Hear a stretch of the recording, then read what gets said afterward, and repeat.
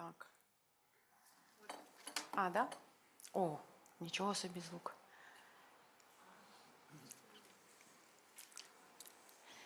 А нам відео включать, чи ми не будемо бачити ту студію? А, чудово. Угу, добре. Щиро вітаю всіх на Morning. панєвропейському телемості. A warm welcome Об'єднуючи екосистеми, to розвиток інтеграції the українських pan-European МСП до європейської Telebridge економіки. bringing Для нас ecosystem, Імпортфорс – це не просто тема advancing the дискусії, це частина integration of Ukrainian нашої щоденної SMEs into роботи. the European З economy. 2021 року Impact ми працюємо Force над тим, works щоб on в this Україні daily. формувалася Since нова економічна і 2021, соціальна we are реальність putting через розвиток together a підприємництва, людського new капіталу economic та reality. We екосистемних bring рішень. together І сьогодні entrepreneurship, ми human capital, особливо and добре бачимо одну systematic важливу річ – це solutions. And євроінтеграція we для малого clearly і see середнього one бізнесу. important Це вже thing давно не today. лише про політику Euro держави, директиви integration чи for гармонізацію SMEs are not законодавства. only about Для harmonizing the підприємців, для нас всіх це regulation or new standards. відбувається щодня. Це For all of us, it's виробництво у the стандартах daily якості, у reality. доступі до ринків, у We конкуренції, у introduce new партнерствах, у standards. It способі управління impacts бізнесом. partnerships, І саме competitions, тому ми the організовуємо ways our цей businesses are managed. телеміст. Тому And що that's why сьогодні we decided to саме МСП organize this є telebridge. основою української The економіки. SMEs are at the heart of Ukrainian economy 99% today. українського бізнесу – це 99% of мікро та Ukrainian малі та businesses середні are підприємства. comprised of Саме micro, вони small, and забезпечують близько medium-sized enterprises. 74% They зайнятості та створюють account for майже 74% of the jobs, 60% доданої and they вартості в економіці. generate Тобто almost малі та 60% of the added value середні in the підприємства – це economy. не просто один із So секторів, це SMEs фактично is not just економічне ядро an країни. economic sector, І but водночас this ми is the бачимо, що попри very цю силу, foundation of попри цю Ukrainian адаптивність, economy. українському SMEs бізнесу часто in бракує Ukraine не are very ідей і не adaptive. амбіцій, а саме інфраструктури However, для масштабування. sometimes the Тобто є infrastructure for підтримка, є scaling is програми, often є missing. міжнародні партнери, є попит на українську International стійкість, partners підприємницьку assist, енергію. and there are І нам programs здається, що in начебто place. вікно And it might можливостей seem that для the нас window саме of opportunities відкрита, але for дуже us часто is бракує open. головного. Це However, зв'язку the між main цими thing елементами. is missing Тобто the links саме тут ми between all бачимо those роль Impact components. Force. And Ми this is працюємо на where Impact перетині Force бізнесу, comes in. інституцій і We work at the екосистем. institution Ми and the підтримуємо intersection of the підприємців через businesses, the institutions, акселераційні and the програми, governments. зокрема We Impact Business create acceleration Accelerator, через programs such ініціативи as у Impact сфері Business Accelerator, енергоефективності, інновацій та and we work in розвитку the field стійких of energy бізнес-моделей. Ми efficiency and працюємо на перетині innovation. бізнесу, So інституції we і bring together the екосистем. businesses, the За institutions, and останні the роки наші ecosystems. програми In підтримали recent понад years, our 12 programs have 600 provided підприємців і людей support for постраждалих over від війни, 12,000 прискорили розвиток entrepreneurs, понад mostly affected by 370 the war, українських and they підприємств, accelerated мобілізували the development of over 60,5 мільйонів 300 Ukrainian гривнів ресурсів для enterprises економічного відновлення and та several допомогли бізнесам million, залучити namely понад 60.5 million 11 мільйонів Ukrainian hryvnias грантів were mobilized, прямих and грантів. Ми also працюємо із over державними 11 million структурами, in з міжнародними direct grant партнерами, programs з донорами, were з secured фінансовими thanks to інституціями, щоб підсилювати the інфраструктури підтримки operations of МСП, Impact 4. розширювати доступ All до of that is фінансування та aimed as формувати SME support. практичні механізми We also економічної want to інтеграції. І create водночас ми створюємо платформи practical для діалогу mechanisms в Україні, for такі як economic Impact Force integration. Forum, We also разом з create dialogue platforms Київською such as Impact адміністрацією, Force вже Forum який jointly робить Київський with the інвестиційний форум Kyiv та інші municipality. міжнародні We've been формати, які здійснюють organizing Україну з Kyiv європейськими Investment економічними Forum, системами. Тобто representing наша the роль – links це between не лише Ukraine and говорити European про economic інтеграцію, наша systems. роль – Our role is not допомагати only ставати discussing практикою. І сьогодні ця integration, our практика role стає is особливо introducing важливою, the practical тому що понад vantage point. 63% Practice is українського even more експорту вже important today спрямовується до країн because Європейського more Союзу than від half of наших Ukrainian МСП, exports are загалом від бізнесу, але частка bound for МСП, the EU. вона досить невелика, However, the десь SME share 25-30%. is rather І це small, дуже only показовий момент. Тобто нам 25% є, з одного of боку, those ЄС вже є головним нашим businesses and економічним партнером exports. України, з іншого So, ми on the one бачимо hand, the величезний EU простір is саме для one зростання of our main для trade середнього і малого partners. On the бізнесу. other hand, І саме there's тут стоїть still наше ключове huge питання, як room перейти від for адаптації до scaling масштабування, від for виживання the до SMEs. системного So, зростання, we від will локальної discuss today стійкості до повноцінної how we can інтеграції в move from європейську економіку. survival to scaling Тобто, and тому що towards ми маємо the вже дорожню карту full-fledged від integration Європейського into the Союзу, EU. де дуже The чітко roadmap for EU прописано, що accession ми is in повинні робити, place. а It особливо, is яка повинна бути explicit. увага in terms of the activities, and the focus on euro integration, and the focus is that SMEs have to comply with the European standards. This will be the focus of our discussion today. We will discuss legal instruments in place. We will discuss potential partnerships that might promote euro integration. Impact Forms sincerely believes that Ukrainian businesses have a potential. They shouldn't be the periphery, but rather they should be a active participant in the European economy. So I wish that we have fruitful dialogue. Thank you for coming, especially those attendees offline in Kiev, despite all the conditions. And I hand over to my co-founder, Nina Livchuk. Thank you, Over to Olga, you. a lot. Hello, everyone. From European perspective, Ukraine today is not only a country in recovery, it is increasingly becoming a contributor to Europe's economic future.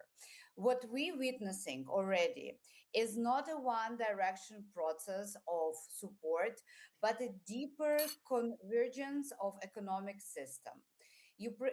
Europe brings access to markets, capital, regulatory frameworks that we all need to learn, and institutional infrastructure, where Ukraine brings something equally important. And this is speed, adaptability, entrepreneurial resilience. We could see it through the last 4 years, and the ability to operate under extreme conditions and still be able to deliver results. And this creates a unique opportunity for mutual learning because while Ukraine is integrating into European economic space, Europe is also learning from Ukraine how business adapt, how systems respond under pressure, and how resilience can be built in the real time. At the same time, we must acknowledge that integration does not happen automatically. It requires system. One of the critical dimension here is energy resilience, of course. Today, energy is not only an infrastructure issue, it's a fundamental of economic condition.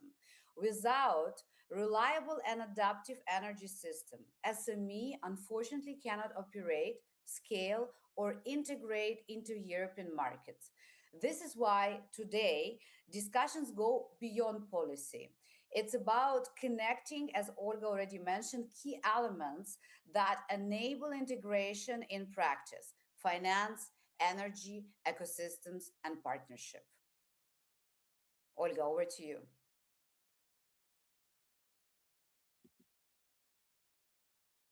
Да, дякую, Ніно. Thank you, Nina. Сьогоднішній наш And телеміст це this просто один telebridge програми, це today, робочий діалог, it's not який only спрямований на те, щоб exchange of визначити наші opinions, практичні but рішення. we would like І to come to certain practical Ніно? solutions as part of our And discussion. So, of Nina, course, our goal is to move from dialogue to action that we all hope to see today, identifying what works, what is missing as well, and how we together can strengthen cooperation between Ukraine and Europe in, of course, tangible way. Before we move into discussion, it's absolutely my pleasure to invite a video address from Mr. Taras Kachka, Deputy Prime Minister of Ukraine for European and Euro-Atlantic integration. In his role, Mr. Kachka contributes to advancing Ukraine-European integration agenda, particularly areas related to trade, regulatory alignment, and economic cooperation with European Union. His remarks will help frame today's discussion by outlining how Ukraine approaches the integration of SME as a key element of the both economic resilience and long-term cooperation with Europe. Let us know, please turn the video.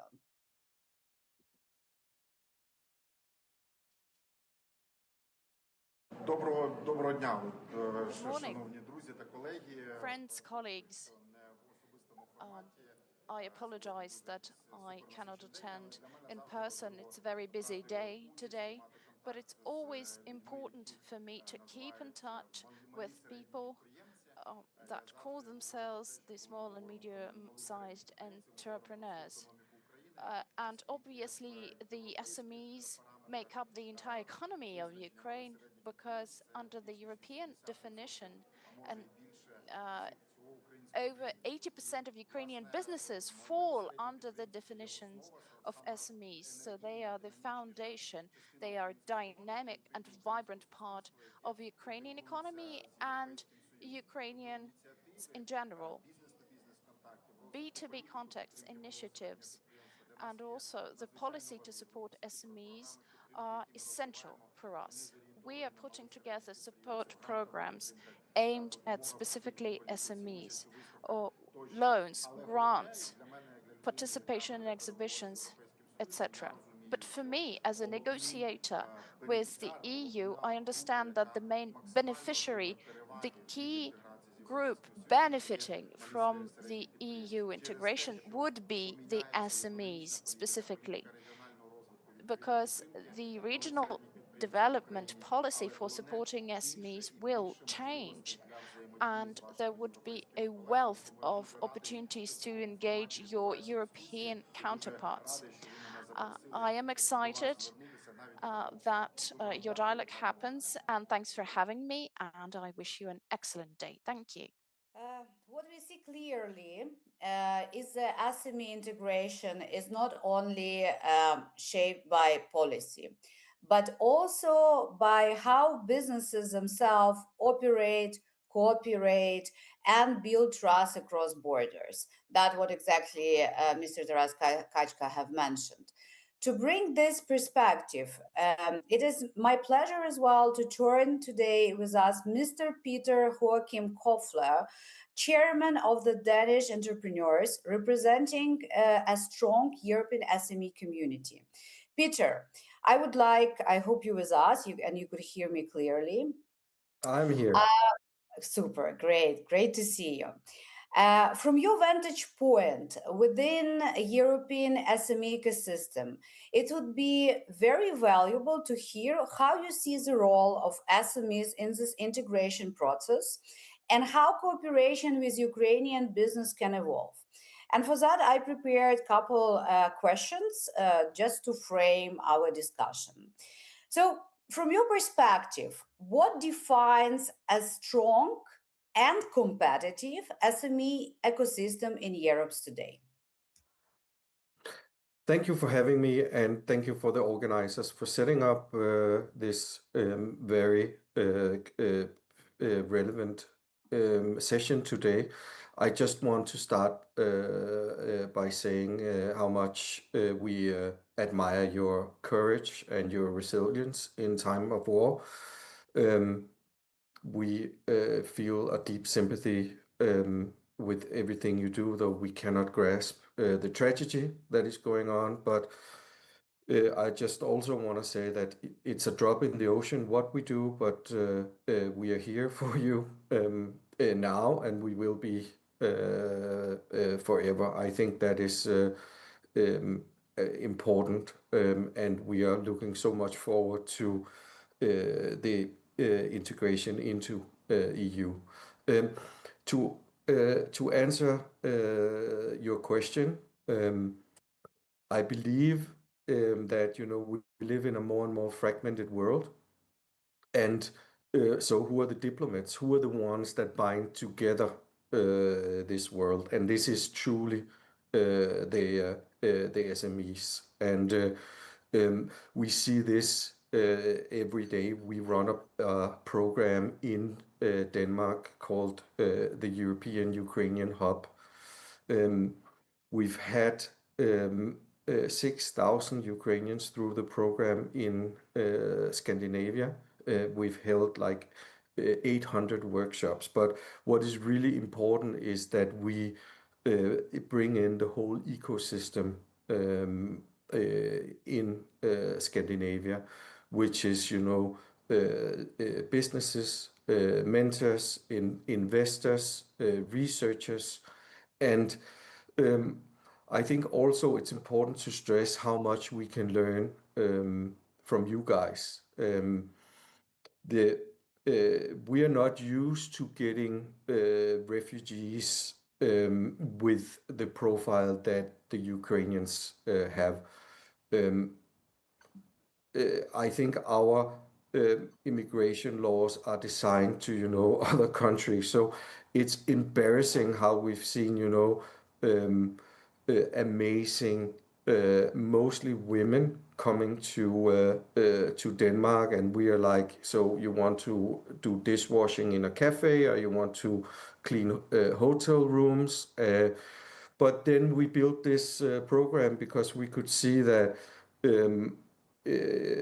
Ukrainians here had, a fantastic resilience, and I do have a lot of research because we worked with the University of Southern Denmark throughout this program, and they've been monitoring other refugee groups, and you guys, you sort of like break the scale in terms of resilience. You bring in, managerial experience, you're highly educated. So it's been, an easy job for us to get you guys into incubators, into the ecosystem. And I think also we've proven that refugees can contribute to both the destination country and the home country from day one, building businesses, building connections, and bringing our ecosystems closer day by day. I think there are challenges as well, but I want to recognize that looking at Denmark, just one example is we have been trying to move the needle on female entrepreneurship in Denmark. We define ourselves as a very equal country in terms of gender. We are stuck and have been for a decade at 25% of all businesses only are founded by women. And even before the war, the full-scale invasion, you guys were like closer to 50, and the recent numbers I've read is that you're moving towards 60 now, which might be the highest, in the world. So that's one thing, and the other thing is that Europe needs the sense of urgency that you guys are showing. We frame it towards policymakers as, policy making at the speed of war, because Europe is moving too slowly. We have a competitiveness crisis, and it's been, soon we can celebrate, 2 years of the parliamentarian election. It's soon also 2 years since the Draghi report, and not enough is happening on a regulatory side. I believe that on the SME side, we are already doing a lot of exchange. We are working with Ukrainians in Europe. We are building bridges every day.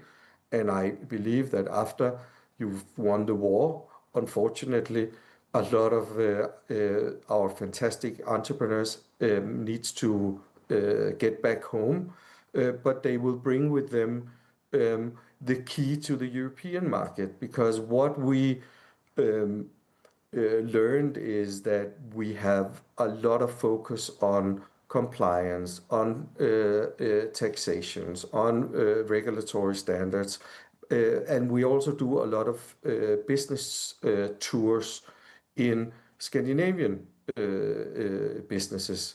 And I think that a lot of the Ukrainians in Scandinavia will come back with the key to unlock the integration and the internal market, so to speak. So that's my main point of today. I think we can do a lot more. There's a lot around.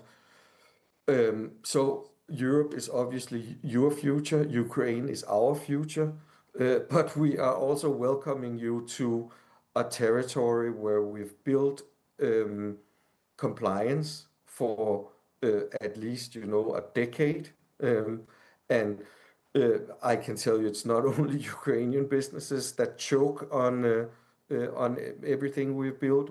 As I said, we've kept at soon 2 years, we've kept the promise to simplify and make it easier for Europe to thrive.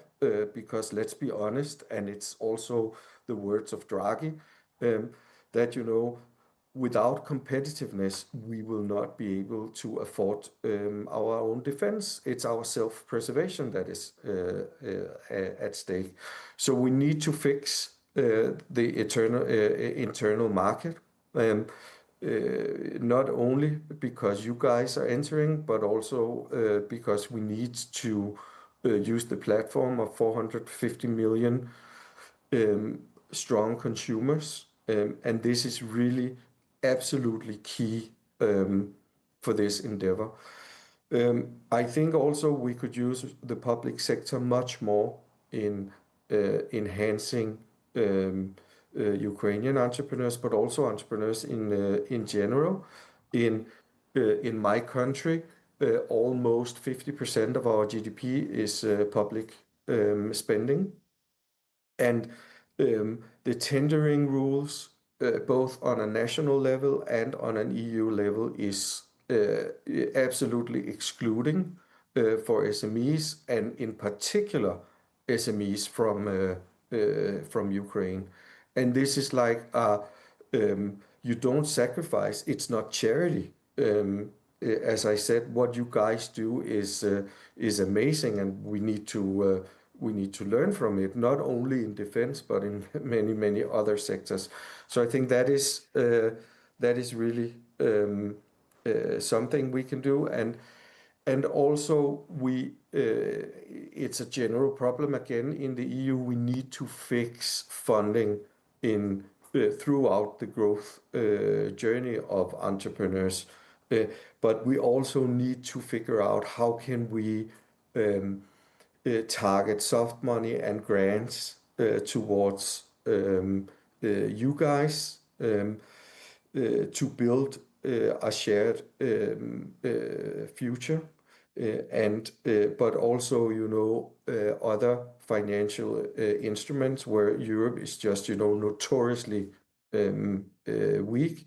We're working on this, and obviously the EU is working on this, but I would want to stress that Ukraine needs to be part of this, and Ukrainian entrepreneurs needs to be on the radar. And I feel that this is not the case, which is, not satisfying for any party. Then there's a little bit on your side. I think what I've learned from working since, so we started our incubator pretty much immediately after the full-scale invasion. I think everyone was thinking, what can we do? We're an entrepreneurial organization. Unfortunately, we don't know how to wage a war. So what could we do? So we started this program that we are still running. I think there's something around, maybe it's a Scandinavian thing, but for us, trust is a very strong factor in business. We trust each other, we trust authorities, and I understand you guys have, a totally different past, but how we make business together is entirely different. So this is just an example that at least in the Nordic countries, it's very different how you guys look at making business in terms of, let's do it, let's try, let's make it work together. And this is, where at least the Nordic have a huge advantage in business. You guys can say that you build in the speed of war, but we build with the speed of trust. That's important. And then I really believe I've met amazing entrepreneurs with solutions you won't believe possible. But the English abilities, language abilities, this is something where we need to, because that is a bridge to Europe. I think the rest is on our side, and to utilize the asset that you guys bring to Europe. And I believe that you will be looking towards the West for at least the next 100 years, and that is really a benefit for Europe. So let's learn from each other. Let's start building bridges, and let's use the SMEs as the diplomats and keep pounding politicians to make sure that we can thrive and build the solution for Europe, so that we can afford our own defense. Perfect. Thank you so much, Peter. Very insightful. I took for myself a couple highlights just to recap. So in terms of competitiveness, in terms of building bridges together, right? From one side, indeed, Europe is facing for couple years already this competitiveness crisis, right? And regulatory probably is one of the biggest barrier, bureaucracy, etc. And that's something what we all together here in Europe need to overcome. From another side, what I'm hearing from you, one of the enabler after we fix the regulation and policy and be able to work maybe a bit more digital, maybe a bit more faster in that direction, right, is to unlock, of course, soft money and financial tools. And that's why I'm very looking forward to hear today from our financial partners as well on what is possible, right? But from another side, I was hearing from you very key insight in terms of bringing Ukrainians SME to the table, right? And that's why I'm very as well happy to have you today on the call, but as well our partner SME Connect, because I remember when the war started, that's what exactly they did together with us as well, like having opportunity to have a voice of Ukrainian SME in the buildings of European Parliament in Brussels and in many other capitals of European Union. And I truly agree with you that we need to do more in that direction. And the language, that's something what is really as well resonate with me. I'm glad to see that in Ukraine there is right now so many programs as well for entrepreneurs to improve the language at schools. English become one of the main language. So I hope the time here, right, and efforts will help us. But thank you, Peter, for your support. And yeah, let's continue to work together between our two countries and really build that bridge. And now I would like to move to our next speaker. And here, what I wanted to mention as well, what clearly emerges as well from this discussion is that while the strategic direction for integration is kind of well defined, right, a real challenge lies in implementation and how these frameworks translate into practical operational support for businesses. To bring us to our next segment, where we focus on already enabling system like finance, energy, policy instruments, and how they support SME on the ground.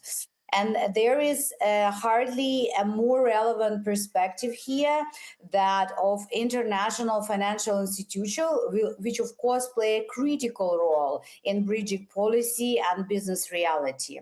It's therefore my pleasure is to turn to Vladislav Nosik, representative from European Bank for Reconstruction and Development, Associate Director, Senior Banker, SME Finance. And here I prepare as well couple questions. We could drop you on. We could like divide your answer, or we could. You feel free as well to bring it all together as Peter did. So Vlad, hello first. Vladislav, first of all, hello. Really great to have you with us today. Can you hear us well? Yep. Thank you very much, Nina. Thank you. Perfect, perfect. So, Vladislav, from your perspective, what are the most effective financial instruments and mechanisms today that enable Ukrainian SMEs not only to survive? Obviously, we heard today about soft money, about grants, but actually to scale and integrate into European markets. And the second one, where do you see the key gaps as well that still need to be addressed to unlock this potential? Thank you. Over to you. Yep. Thank you very much for invitation to share our perspective on this very important subject. I think overall the context is that Ukrainian SMEs have proved to be quite resilient and stronger than anybody would have expected. So it's a good sign and a good foundation to build on. In terms of most efficient ways of supporting SMEs, leading up to the full-scale invasion, we occasionally finance SMEs bilaterally, which obviously was very, labor-intensive on our side. But when the war started, we had to address this challenge with products that could be scaled up quickly, and therefore we came up with a mechanism called portfolio risk sharing. It has been the fastest and most scalable mechanism to sustain SME liquidity in Ukraine. Since 2022, we were able to mobilize several billion of euros of new financing. We estimate around, half of what of this portfolio went to micro and small and medium enterprises, which was implemented with the help of our partner financial institutions in Ukraine, both state-owned and commercial partner banks. There's 12 of them. That was enabled us to, support SMEs at a scale. Then at the same time, we also scaled up another product called risk sharing facility for individual guarantees, whereas the investment required at least 5 million euro financing and above.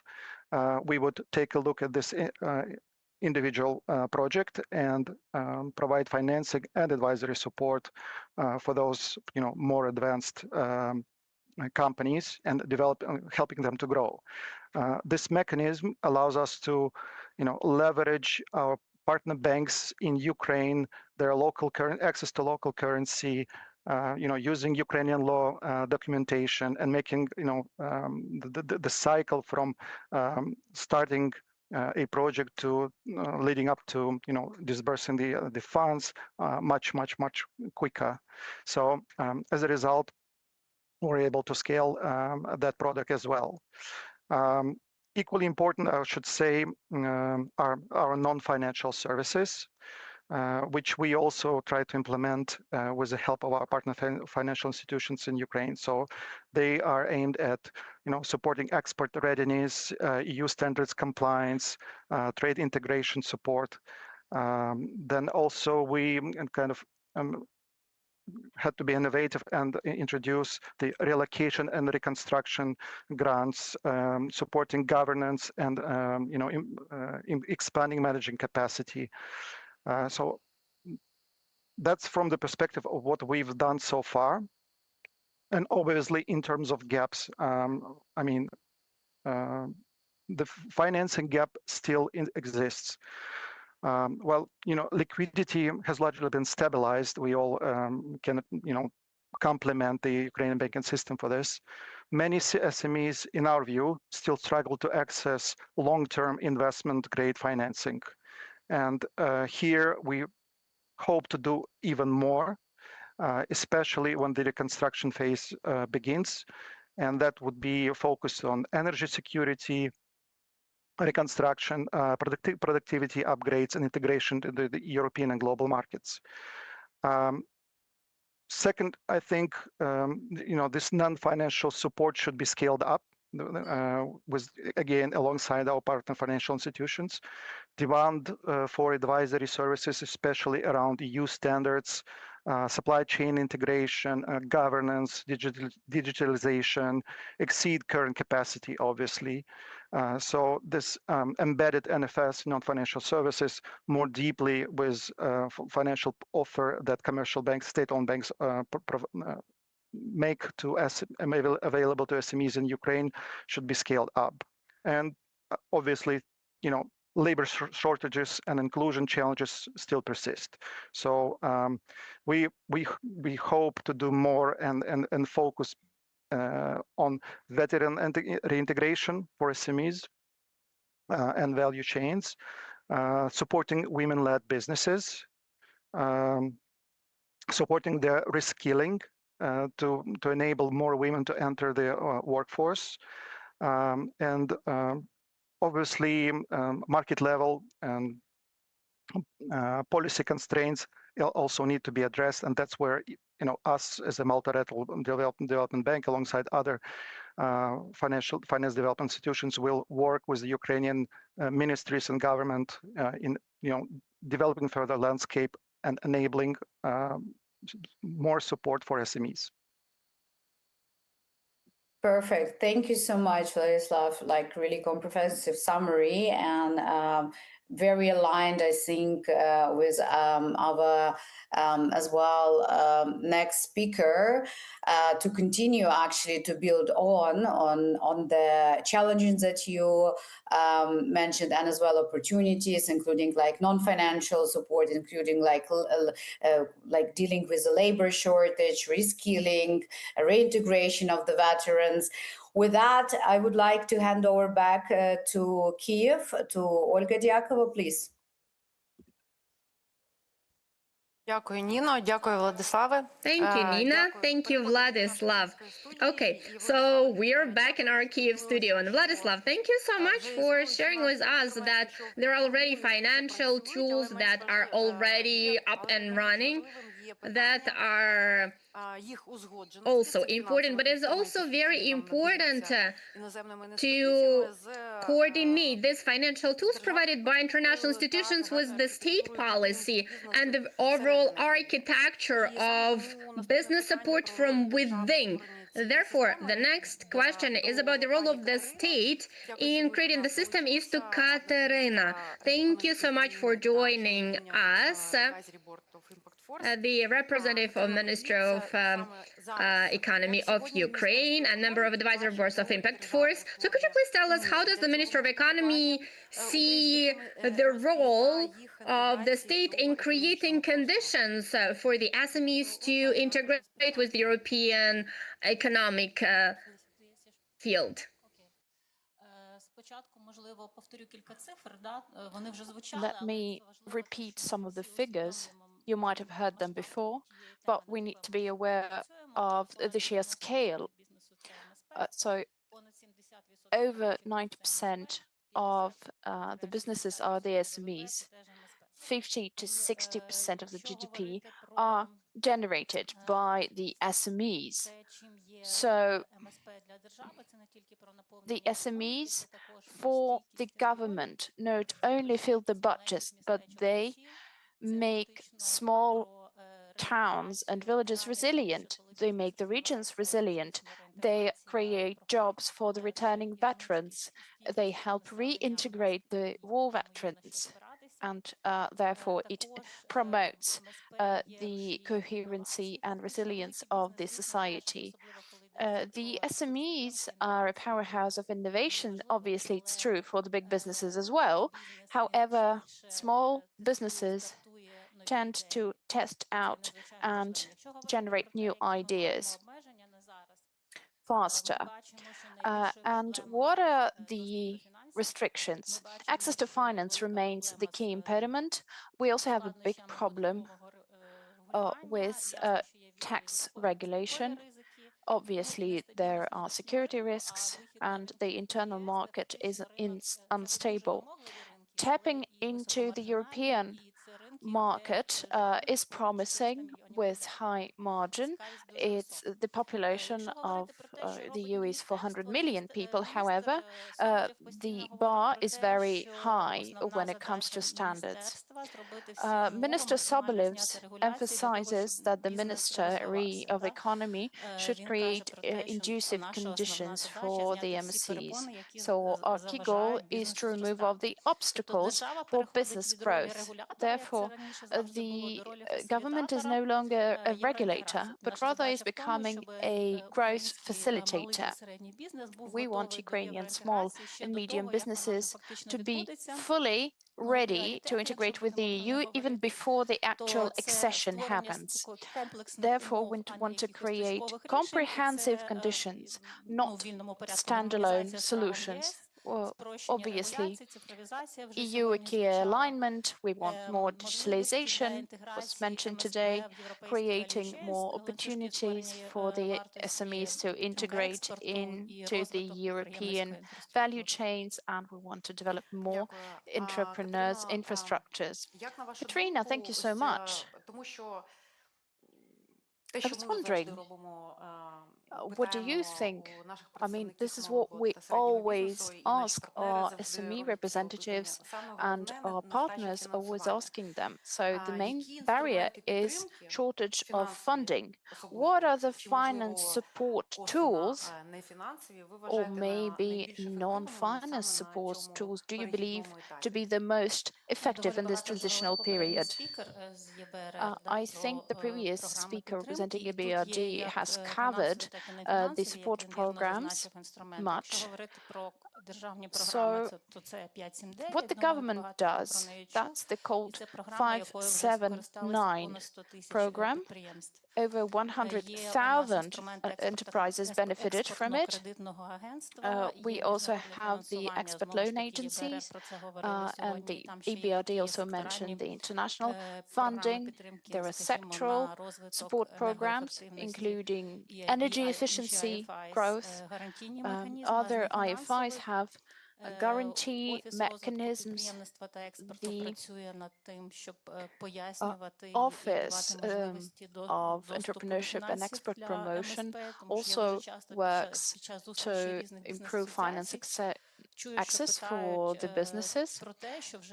I often hear it asked, what are the programs, how do we use them? Obviously, there's more business education program and outreach events, and having programs in place is not enough. They need to be actively operational. Thank you, Katerina. Are you planning to strengthen the representatives of the SMEs to have a voice in the international agendas? Maybe there are international conferences planned where you would like to bring the representatives, because we have the SMEs representatives represented through the associations and groups, but we see that we need broader representation. Answer. The ministry always attends any meetings bringing together small and medium enterprises. There are many digital tools. We are trying to stay in touch to receive feedback as promptly as possible, especially the feedback on any activities of the ministries. Look at the website of the ministry. We are holding these meetings regularly. We are holding forums with the European side, of course. For example, next week, there's a forum in Brussels, business growth and engaging investment in Ukraine. It's held on the 22nd, 23rd of April. What's important for us is that statistically we're seeing the growth in the number of businesses. They enter new fields, digitalization, new technologies, etc. Questions. So you will reach out to the associations, the schools, you will strengthen accelerators. So it's up to us. We need to integrate into your processes. Is that your point, Katerina? Yes, Olga, it takes both sides. So the other side also needs to be more active. Katerina, thank you for this comprehensive overview. We are seeing that the tools and activities are integrated as part of the comprehensive infrastructure. And what matters for the businesses is how those tools are actually operational, namely the financial tools. The banks is where the policy meets the reality of financial instruments. Katerina, thank you for coming, and would like to give the floor to Natalia Butkova-Vitvitsmin. She's a member of the management board responsible for MSME of Oshchad Bank. So what are the financial tools that Oshchad Bank is offering today to support the SMEs? How helpful are they for the businesses? Can the businesses not only survive but also scale and tap into the new markets? And we thank you for supporting the graduates of our Impact Business Accelerator. So what is the role of international partners and institutions in your programs, for example, in de-risking business programs?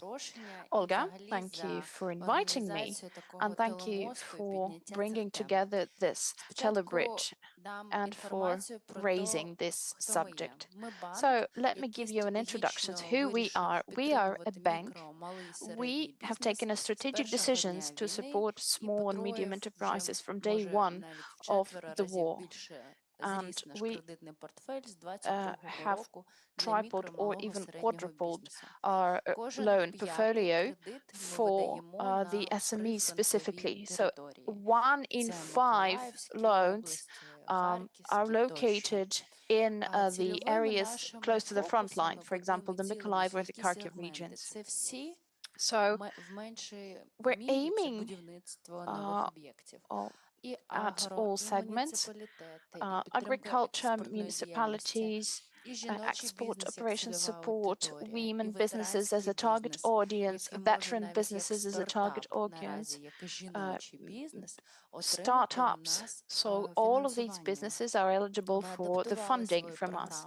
We have adapted our programs and also for the companies who have lost assets in the occupied areas. They relocated and they would like to reopen, and we have programs specially dedicated for them. Presently, 90% of all international and government SME programs are implemented through our bank. So we are not only the bank who is funding the businesses and also helping the businesses to manage their finance, but we also help businesses to access those government programs. Our internal structure as a bank is adapted to supporting these programs and providing them for the entrepreneurs. It is interesting to know, if we look at the impact of international programs, every 1 in 2 loans is extended with the use of this guarantee mechanism. We often mention it, but let us look in practice. What is in it for the entrepreneurs?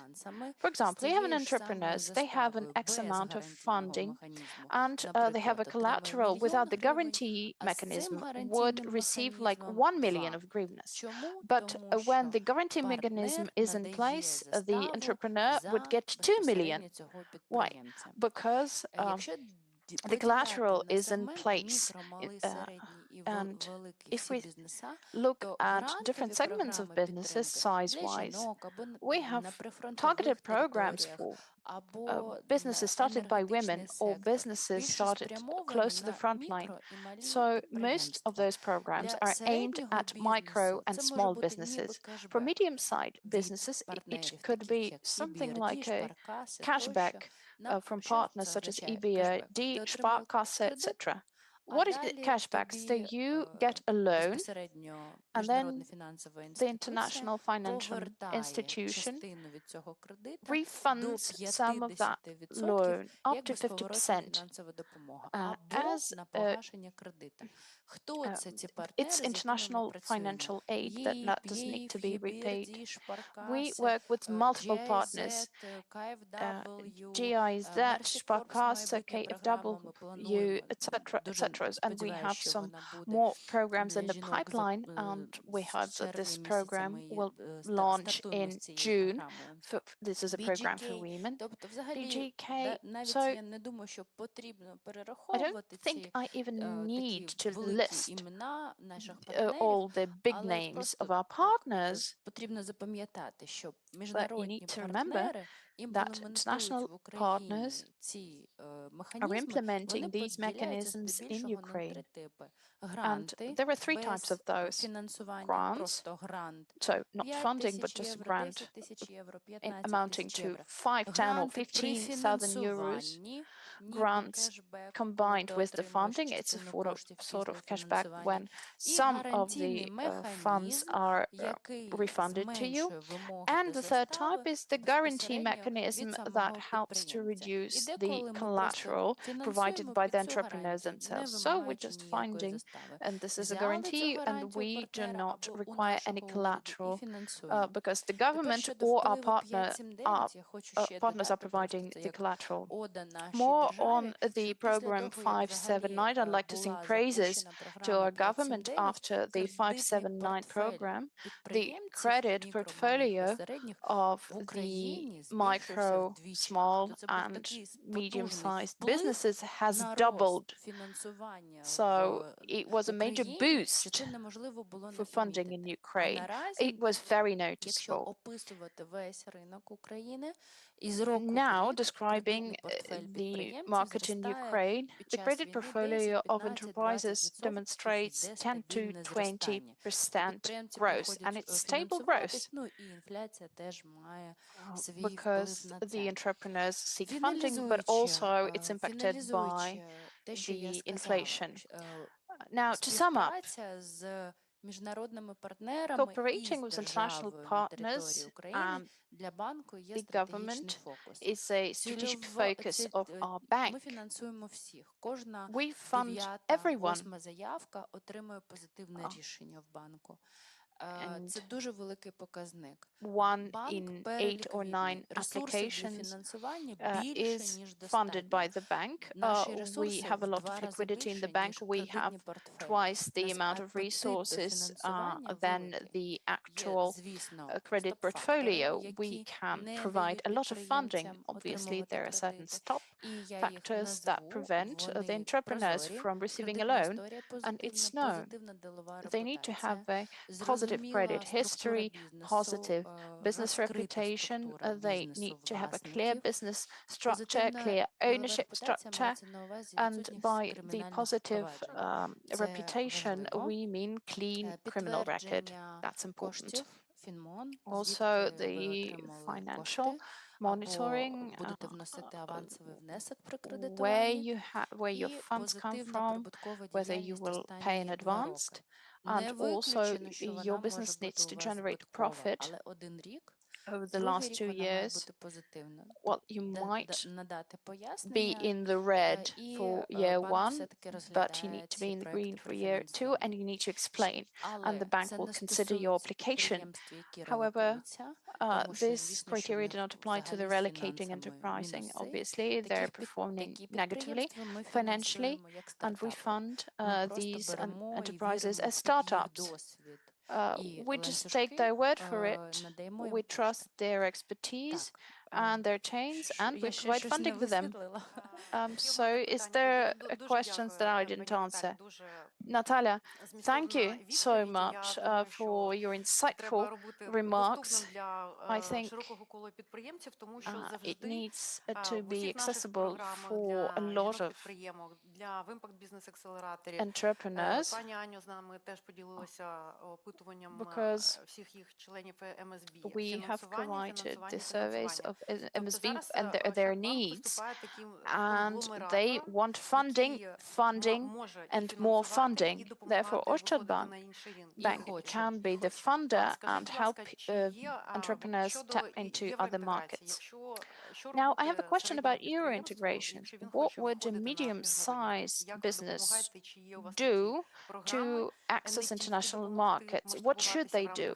Have you got a program that helps them not only scale within their country, but also accessing European market so that they do it naturally as part of euro integration?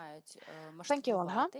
We have scaling programs in bank, and funding can be provided on the condition of contract. You know that when you start international business, you have two main problems. First, you need to find the buyer for your product, or you need to conclude a product, and thank you. You need to have the capital to produce these products and to ship them to the buyer. We have two instruments to address the tool. You also need to verify your buyer. Are they trustworthy? Will they pay you? So there are two banking tools to help you address these three issues. Funding for a specific contract, and also collateral by the export and loan agency. And when you acquire this type of funding, there are very, very low processing fees, and the price of these services is less than the standard funding. There are certain restrictions when it comes when we talk about the insurance from the experts agency, for example. Need to have finished products, and the price would be of 3 to 4%, whereas the standard price, if it's not the 579 program, that would have 16 or 17%.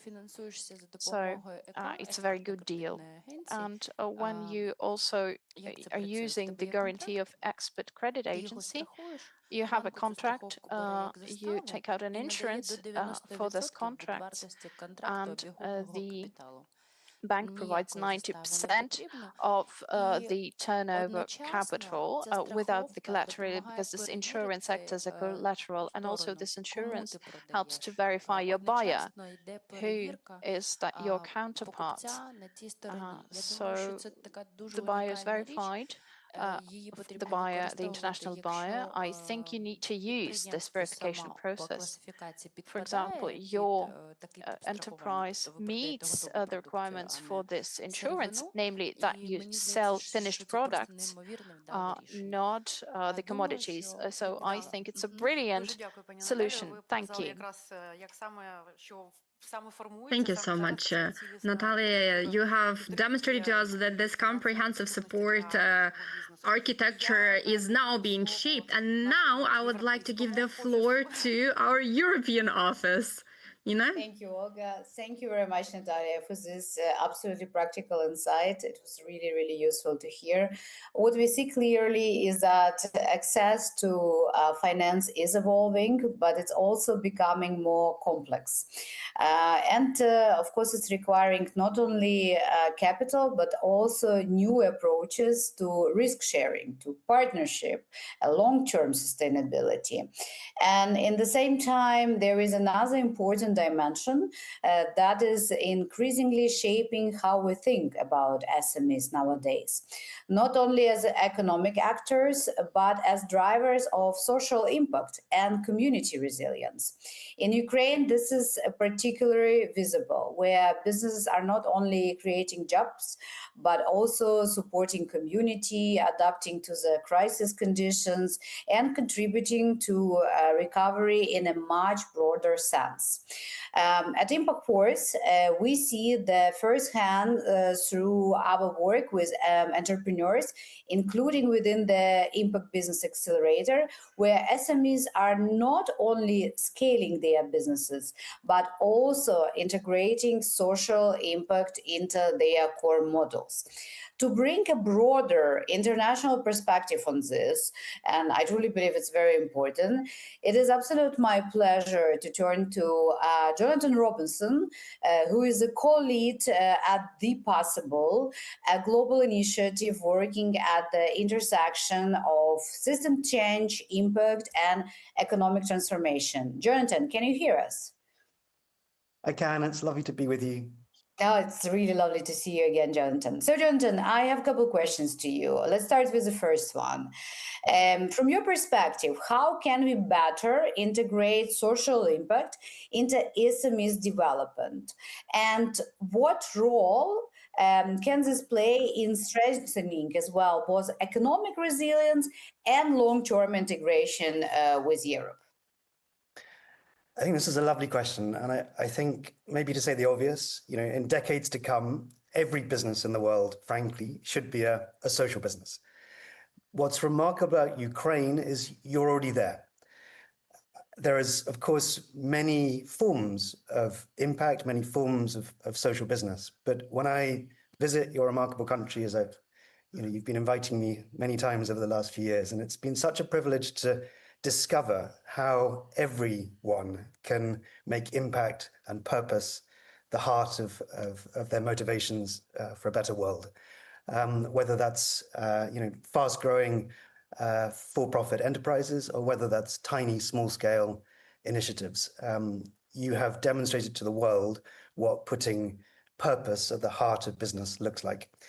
Now, it's not easy, as you and your wonderful community that you've assembled today are talking to. Not easy to structure the finance for this.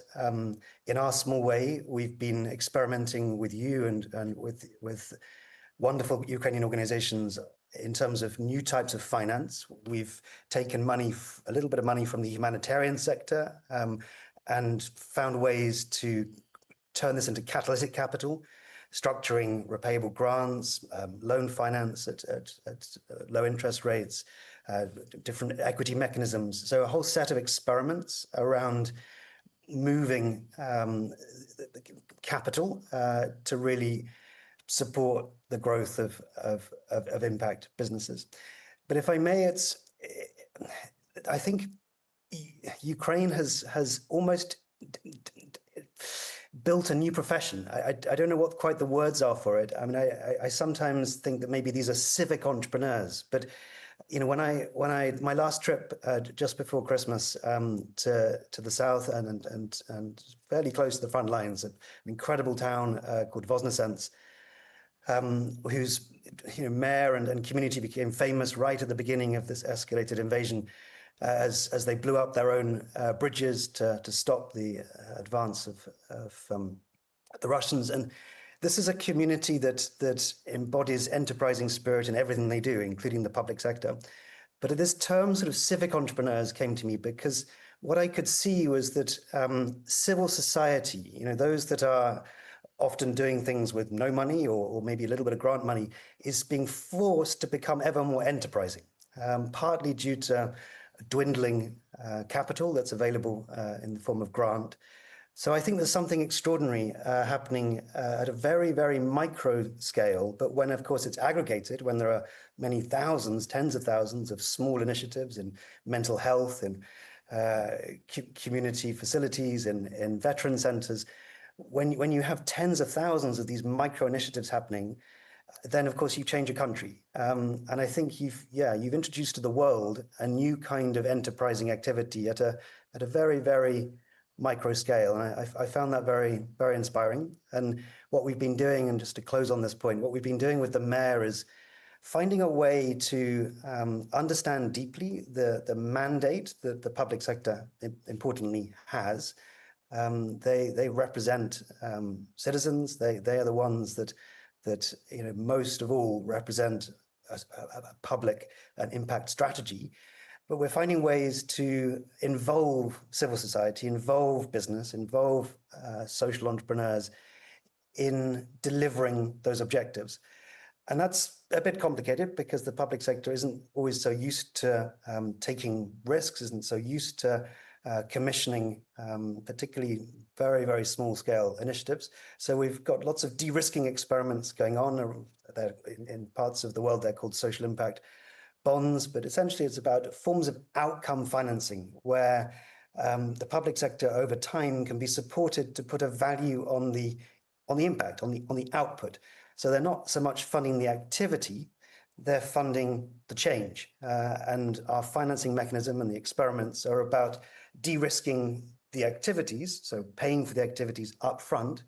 And then when the activity has an impact, the public sector can come in and actually pay for the impact, and the capital can be recycled to support further risk taking on the part of small businesses, on the part of civil society. So just maybe a little few insights, but yeah, what a remarkable gathering this is, but what a remarkable thing you're doing for the world on so many fronts, including pioneering new forms of business where purpose is at the heart and where new forms of capital are making this possible. Thank you, Jonathan. And I want to go a bit deeper. And by the way, I really like how you said that maybe Ukrainians are creating this new way of entrepreneurship, maybe civil entrepreneurship. This is really cool, and it's really great as well to highlight, the way how the Ukrainian entrepreneurs approaching business during the most challenging times. From your background and from your perspective, you have a lot of experiences in working with policymakers and as well fundraising, right, and getting financial support. So my question is kind of more, how do you think we can, financial and policy frameworks can actually support SMEs in a better way? What should be changed? Where we need to focus? Because you were saying that we already involving and evolving as well, right? SMEs into those work, but what practical steps we could take in the financial and policy frameworks to really make support for SMEs more effective, more impacting, and so on?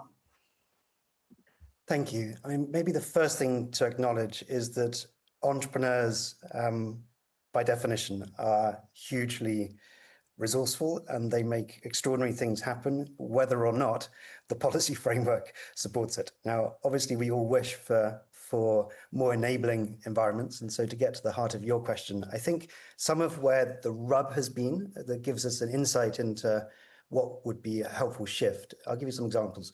One is that in the Ukrainian context, for good reason, there are significant restrictions on who can lend finance.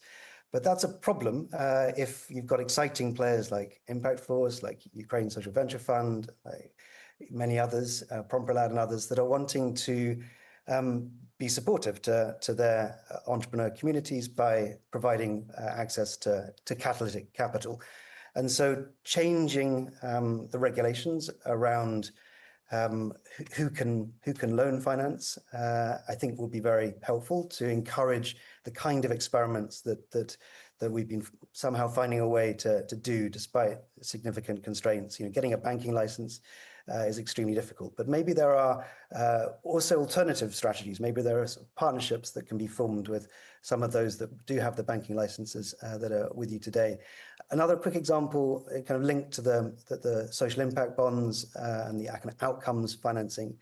So yeah, it's been difficult, but not impossible for the public sector to essentially take a loan. So the mechanism, to briefly describe it, is that, for example, in this extraordinary town of Voznesensk, if the mayor has an ambition to see 10,000 veterans with good access to mental health support, with good access to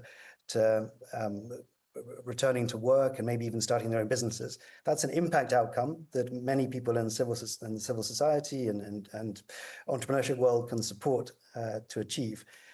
But it's been difficult within the regulations for the mayor to sort of commit financing based on outcomes. You know, it's which is essentially a form of loan finance. We're coming along to provide some capital to de-risk buying these impact outcomes. So if the impact outcomes are not achieved, the public sector doesn't lose any money, but if because we're financing it. But if the impact outcomes are achieved, then the public sector then pays for the impact.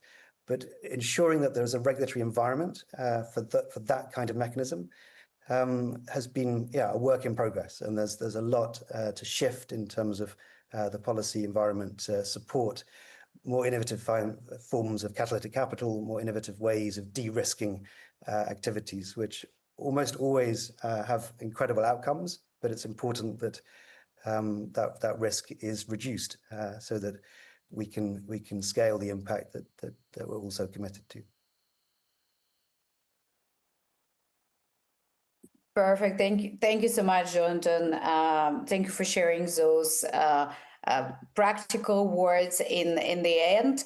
I would like now to go back to Kyiv. Thank you for joining us today, and I pass the word to Olga. Дякую, Jonathan, дякую, Ніно. Thank you, Jonathan. Thank you, Nina.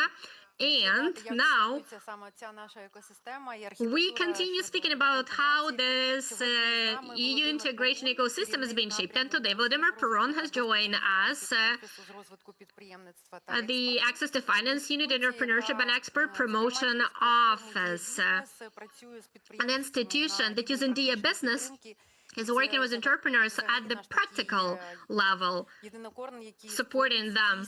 And basically, this is the institution that has given us lots of opportunities. So, Volodymyr, first and foremost, thank you so much for supporting all of the Impact Force projects.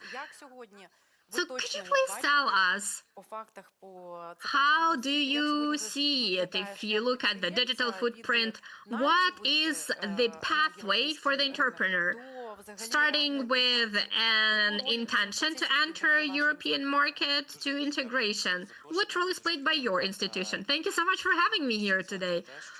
Well, I would like to say that when we're talking about intention, the next stage is an action, and it is specifically our institution that helps with this because we're aimed at helping SMEs and promotion of Ukrainian goods and products at both internal and external markets. And we're talking about scaling business. We're talking about a more systemic approach. When we're talking about the systemic approach, I would like to share the previous year's results. Why does that matter? Because you'll be able to see the volume of effort that we are contributing to this. When we're talking about analysis, this is a foundation. Last year alone, 150 analytical materials were created dedicated to external markets and Ukrainian economy sectors. Aside from that, 130 individually requested analytical papers were provided to Ukrainian SMEs. Another very important thing is advice and consultation. 690 expert consultations and advice were provided last year.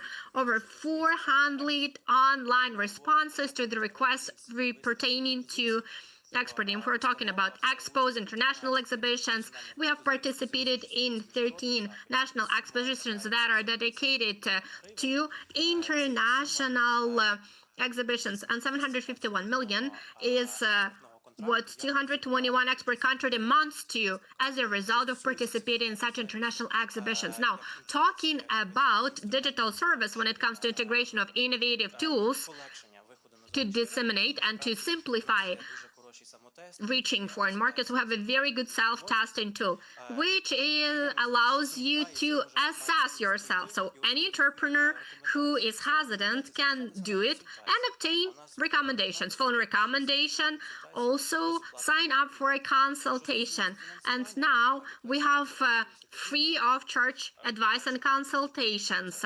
And maybe I'm going to elaborate on it later on. Now, when it pertains to education and awareness raising, we have data, we have information, but it is also important to understand the process.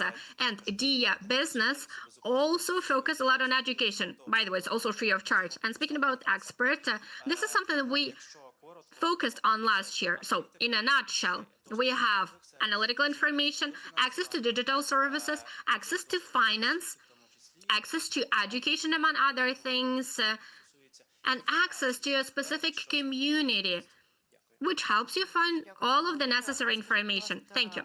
Thank you, Volodymyr. So what are the tools and support services are the most in demand for Ukrainian SMEs? Because you understand that analytical reports are probably something that's necessary for middle and large size business, because they understand how to analyze it and how to implement it into their practice. But what about middle-sized enterprises? Well, speaking about middle-sized enterprises, we can look at the views on the business. I'm going to focus on this aspect for now. Why am I speaking about that? Because the increase of views in online acceleration programs shows results. And for example, marketplace of financial opportunities for business. And it is a pleasure that Oshad Bank also used this marketplace. And by next week, we will already have 10 financial products published. We have created a special category last year that pertains to financial service. We have the sub-service where you can find information about financial opportunities which pertain to entering external markets. And last year, we had an average of 20,000 views monthly.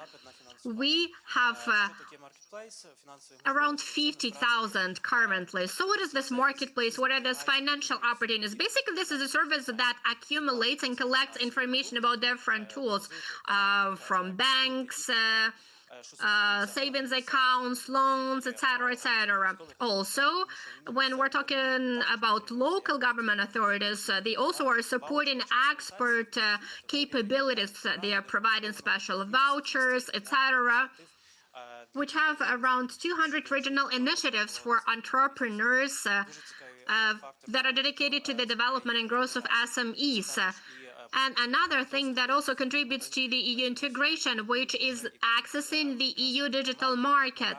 And here we're talking about the European Commission programs such as Horizon, Creative Europe, etc. And we are the national hub, and we are providing information about seeking such partnerships, obtaining advice about every single application, how to find a partner, how to submit an application, how to fill in a specific form. Basically, this information is open to everyone. Now, the next stage is analytical data. These basically are consultations and advice regarding external markets. Thank you so much, Volodymyr.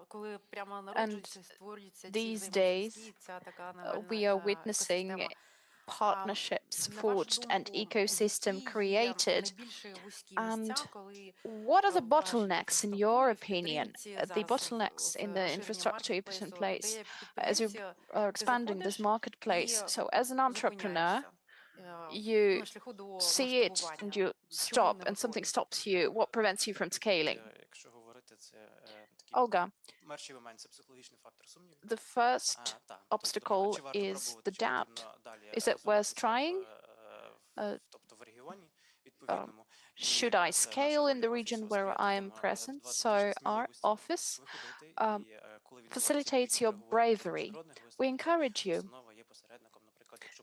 For example, our office can act as a mediator in an international exhibition. We act we help with translation or interpreting if the need be. The second impediment is, imagine you have a big contract with large volumes of exports, and this changes the operations of the businesses. So the businesses need to address that systematically, not to meet the requirement of the international markets. Volodymyr, thank you for naming the bottlenecks. Mental health resilience becomes a major factor, and we need to think about how we can integrate that in the present structure of European integration. Volodymyr, thank you. Olga, and I also wanted to add that the Ministry of Economy is also drafting the national exports strategy, and the Office of Innovation and Export Promotion is also a part of developing that strategy. Great news, Volodymyr. We didn't hear about drafting this strategy. It is sorely needed. Thank you, Volodymyr. So another level of our discussion are the level of the municipalities, the cities. The cities are the hubs for ecosystems where new jobs are created. Volodymyr Panchenko is the Deputy Director of the Department of Economics of Kyiv State. City administration, the impact force is grateful to the administration for being its long-standing partner. So, Vyacheslav, what do you think? How can the city of Kyiv support the entrepreneurship? Kyiv is not only the capital of Ukraine, but it's also a trendsetter. As a city, what do you think about SME integration into the EU? Olha, thank you. It was a difficult night last night, so I would like to segment my intervention into several parts. Some figures. We know we've been living at war for 4 years. However, the city is growing, expanding, and boosting its activities. Compared to last year, we see an increase in the limited liability companies and the small enterprises. Many people relocated to the city of Kyiv, obviously, including the businesses, and the amount of taxes paid into the state budget is over 600 billion and more than 70 billion in the local budget. I'd like to echo my colleagues from the Ministry of Economy and our international partners and tell you how the municipalities cooperate with the SMEs. As you see, Kyiv can no longer be seen just as a city. We talk about the greater Kyiv. However, we are facing major problems because of the regulatory framework. Because we have no legal definition of what the Greater Kyiv is, and this creates many legal problems and complicates certain processes.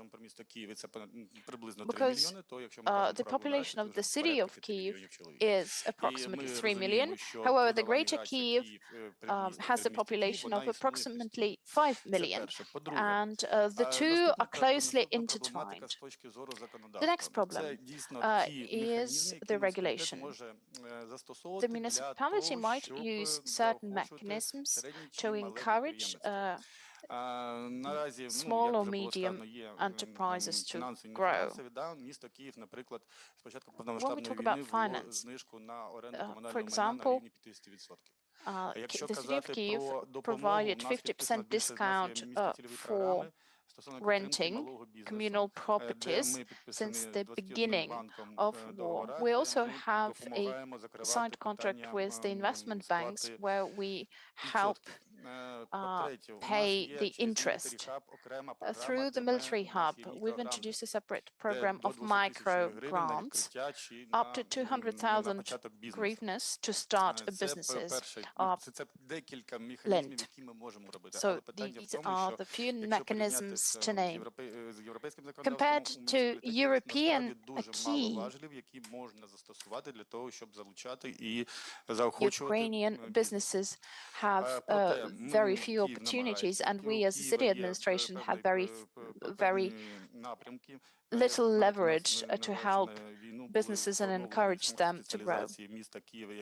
Before the war, Kyiv specialized in certain areas, and there were selected areas to add values, such as military tech, creative industries, healthcare, etc. And they continue after the war.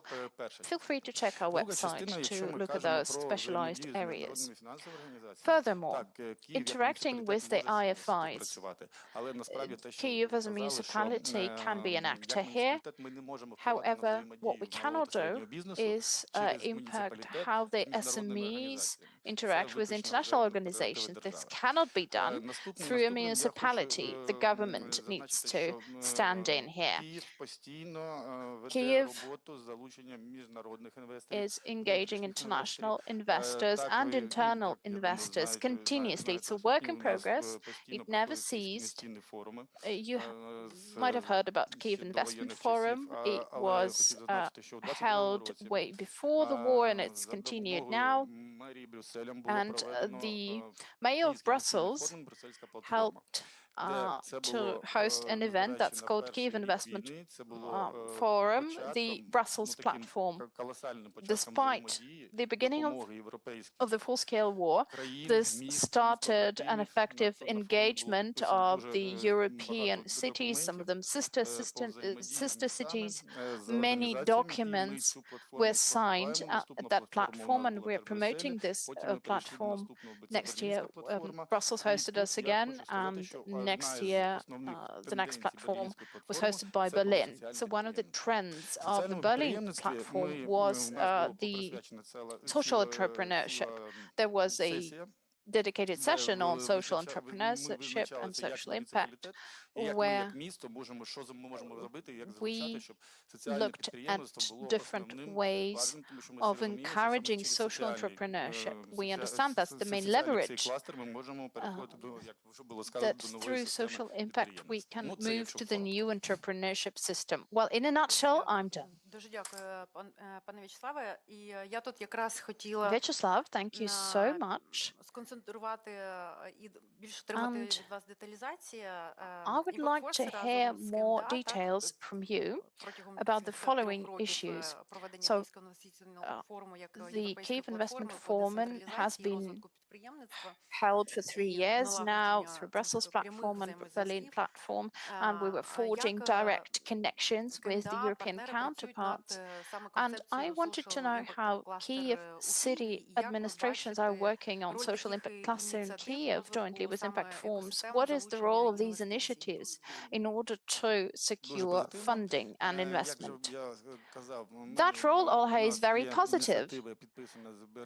We have signed initiatives with Berlin, with the Berlin platforms, as I said.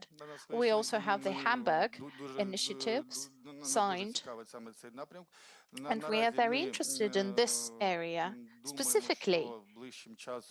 In the nearest future, we expect to have the roadmap for implementation in place. And also, coming back to the issue of the regulation, and that is a limiting factor somewhat for the municipalities. The regulation needs to provide for greater freedom of municipalities in this respect. Thank you. Vyacheslav, thank you so much. And this discussion indicates that it's not just the funding, but also the infrastructure, the ecosystems, that's the national, international, local level. And we're already seeing this architecture being shaped and being put in place. However, there's one important dimension that we haven't mentioned yet, namely the human capital. Any integration anywhere, but especially to the European economic space, is defined not only by accessing the resources, knowing the state of play and the rules, but also on human capitals. It also hinges on strategic thinking. We would like to welcome Anna here. Скажіть, будь ласка, So ви керуєте Київською державною школою you управління. Я are the знаю, managing що partner of the Kyiv School of під Public вашою амбрелою Administration. I know that under your ви umbrella, якраз фокусуєтеся і на you майбутніх are looking at державотворчість, the future state державотворників building, і максимально the акумулюєте future навколо себе public administrators. малий, You're середній, trying to великий бізнес. Скажіть, будь ласка, як ви бачите bring роль людського together and капіталу в rally переході together українського the small бізнесу and від mediums and big виживання businesses? до So, масштабування what's та your take? інтеграції How у can Ukrainian європейський businesses move економічний from survival простір? to scaling and Доброго дня. integration in the По-перше, я дуже European рада, economic що сьогодні за цим space? столом і в Hello, цьому телемості з thanks for нами having не me тільки here, експерти, and I'm партнери, а ще excited і that we have not only the представники experts and бізнесу, partners які here, but є also нашими the студентами, businesses так, студентами Київської школи representatives державного who управління, are the які представляють students of the багато Kyiv різних School сфер. of Public Це і Administration. They come from бізнес, що various виробляє, backgrounds. це і люди, Some які of them represent супроводжують юридичні manufacturing businesses, питання щодо other виходу, provide і legal також ті, support хто займається енергетикою. to access Відповідаючи на ваше the питання, market, мені and здається, other що look at energy Україна markets. так часто стикається з To answer викликами, your що ти вже questions, перестаєш на якомусь етапі Ukraine is розуміти, facing який виклик challenges ми so сьогодні often вирішуємо. that sometimes we fail to grasp Хочеться what сказати, challenge we're що addressing today. наші управлінці стали настільки And реактивно our реагувати на все, managers що have відбувається, become що very коли ми reactive. говоримо про питання євроінтеграції, перше, And when що it comes to приходить на Euro думку, це integration, the а first як thing that comes від to my mind реактивного реагування is how перейти can we до move from стратегічного being планування і reactive як to передбачати те, що being буде з нами strategic відбуватися. planners? Тому що How якщо ми звикли can в we Україні, forecast about прокидаючись what зранку, happens купляти next? новий генератор, Because батарею, брати кредит, бігти, you міняти логістику, wake up in the а, morning and you змінювати ці realize, okay, I need to логістичні buy маршрути a та power ланцюжки, generator, take out a тепер ми loan повинні to зрозуміти, що європейські transform ринки це your зовсім value change, інше питання, інші chains підходи. and І logistics. тут But треба говорити Europe is a про world перше apart. клієнта, друге про They те, work що differently. логістика має You need бути to think about the це історія client in the стабільного first place. фінансування та You need to have stable кредитування, це історія logistics, стабільна, і ми повинні finance, and передбачувати ці ризики, а вони зовсім loan інші, не такі, finance як в need to be Україні, з якими stable, ми and будемо the risks are стикатися. totally different from Також those Україна, we're facing in не дивлячись Ukraine. на все, що And відбувається, це despite країна, everything that's happening, в першу чергу, довіри один до одного. Тому що не Ukrainians було б такої trust each резильєнтності, other. яка сьогодні,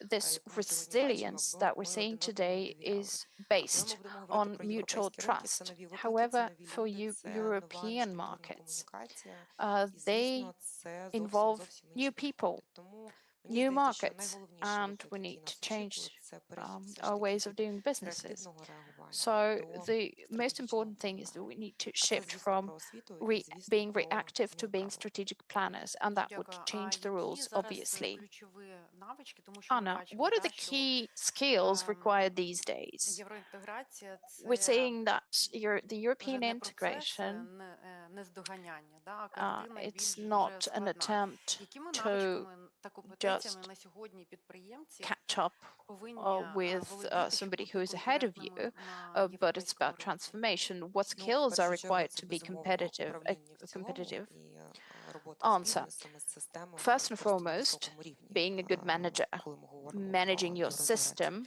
А друге, що важливо, thoroughly. це And фінансове the планування second і все, factor що is стосується finance ESG planning, compliance.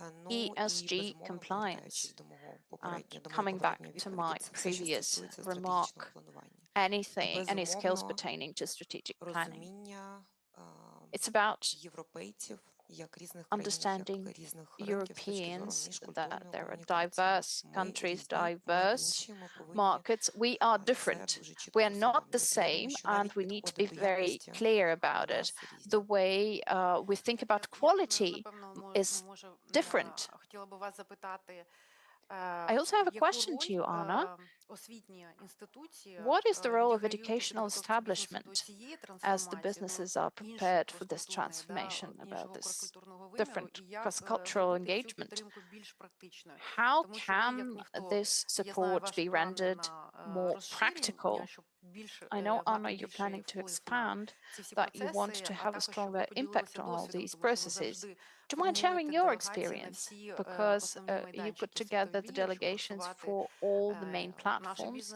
to promote our businesses and to promote our social Так, initiatives. дійсно, у нас ще Olha, в школі indeed, навчаються сьогодні і бізнесмени, і керівники, і the students of викладають our міністри, schools і today мери, are і the всі businessmen ті, and хто the долучені managers до and бізнесу, так і the державного управління, в тому faculty числі are the молоді люди, ministers які and також government стануть officials. майбутнім We нашого also бізнесу, have in державного our управління. ranks young leaders Мені that would здається, lead що the освіта повинна бути businesses на сьогодні дуже and прикладною.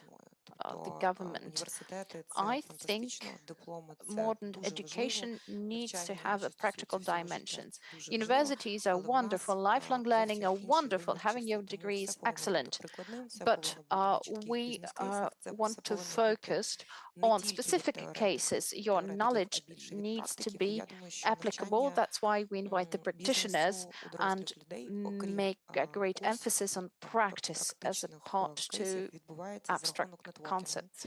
And Тобто, we also коли know the хтось role of зробив перший networking. крок, він є When вже somebody ментором для has made a спільноти. І first тут step, велику they роль become the відіграють mentor for спільноти, в their яких ці community. бізнеси And these знаходяться. Ми, окрім того, що communities навчаємо, hosting ми those є такою businesses спільнотою. are І коли ми a готувалися major з вами до factor. And we сьогоднішнього are заходу, ми запитали в своїх a студентів, community. що вони So думають з before we приводу came to this євроінтеграції бізнесу. І Telebridge, we розуміємо, asked що our в цій students, живій what do you think кресі about the businesses and the euro можуть integration? рухатися тільки And у we взаємодії. understand that Десь так. engagement is Дякую. crucial to move the whole process forward. Anna, thank you so much for everything you do and for our stable partnership and for your role in the positive change of the economy of the country. So, Nina, over to you, over to the European Thank you, studio. Olga. What we have discussed so far clearly show that the foundations for integration are already in place, or at least we're moving to that direction, from policy frameworks and financial instruments to business ecosystem and human capital. At the same time, the key question remains: how do we translate all of this into real economic integration, into market access, partnership, and growth? This brings us to our final round, moving from dialogue to action, although we already highlighted a couple of very practical actions that need to be taken, and focusing on concrete integration pathway and the European market perspective. Joanna, it is pleasure to have you with us. Joanna Plumberg, Research Director at Swedish Entrepreneurship Forum, an organization that works at the intersection of research policy and entrepreneurship ecosystem across Europe. Joanna, hi. Hi, thank you so much for having me. It's been a pleasure to listen to all the dialogues and the insightful comments and everything. So I'm happy to be here. We're really grateful to have you today with us. And I as well have a couple questions to you based on your background. From a European perspective, what are the key conditions that enable SMEs to successfully integrate into international and European markets? So yes, I think we can summarize it into like three issues that are both like the conditions that needs to be there.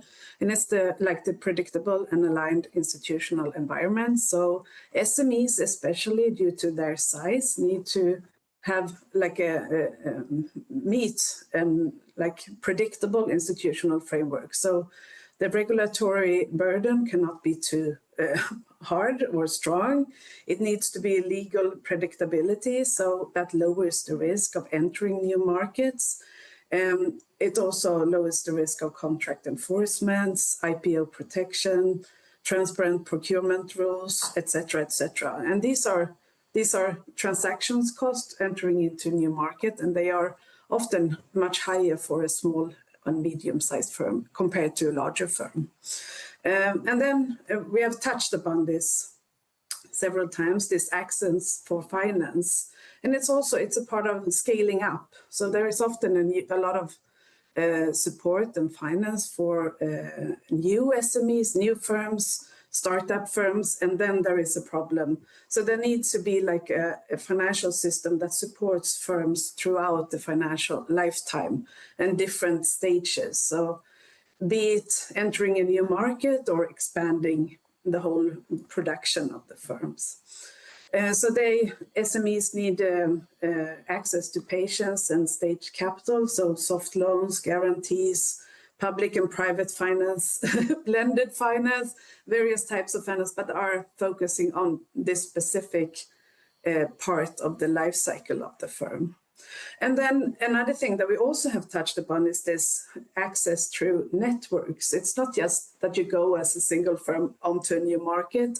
It's much, much easier if you're part of a value chain, for example, if you're part of a cluster, greater ecosystem that is helping you making business, but also learning to overcome all of these regulatory burdens and access to both capital, financial capital and human capital.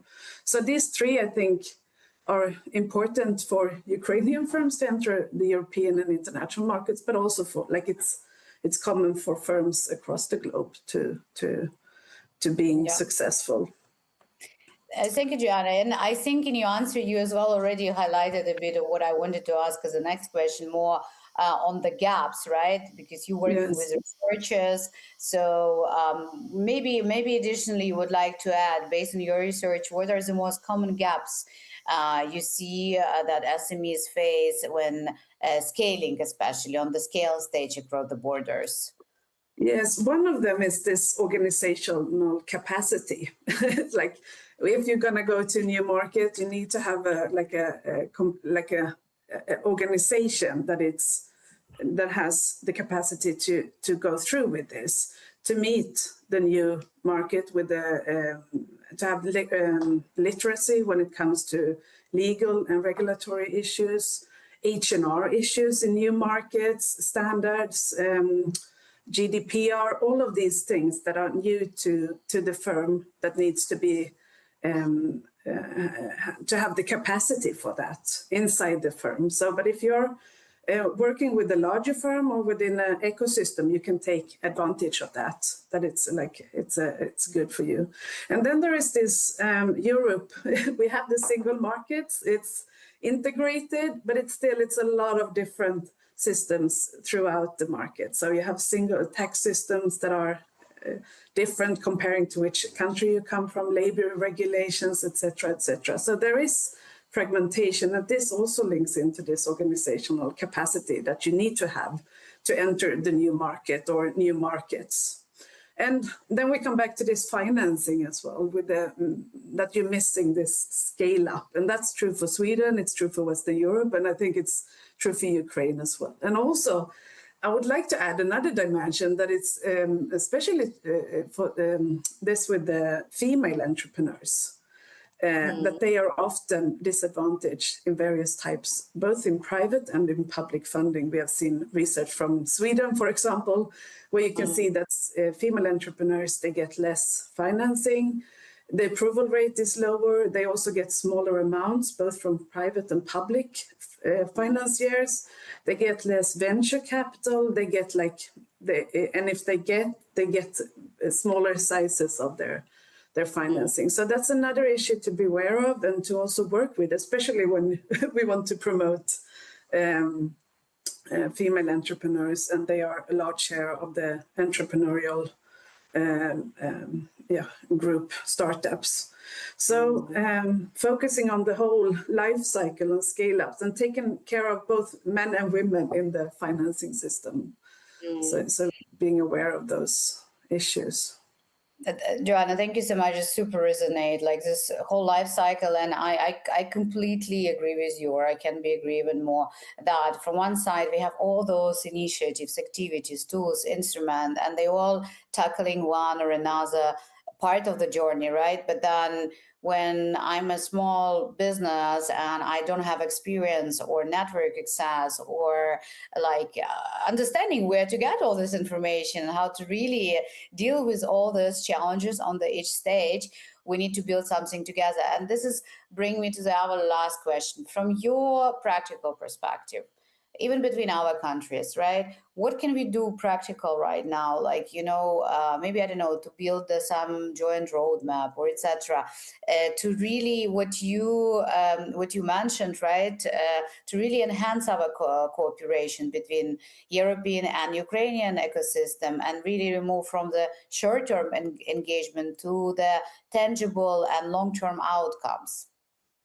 Yes, I think one of the keywords is this, like short term, that you have all of these short term projects focusing on different aspects. Of course, you need strategic decisions and strategic projects, but this making it into longer joint platforms that are based on these commercial ideas and like the entrepreneurial ground. So it's commercial and innovation. That's the value of it, not being aid or those things, but it should be commercialized, viable.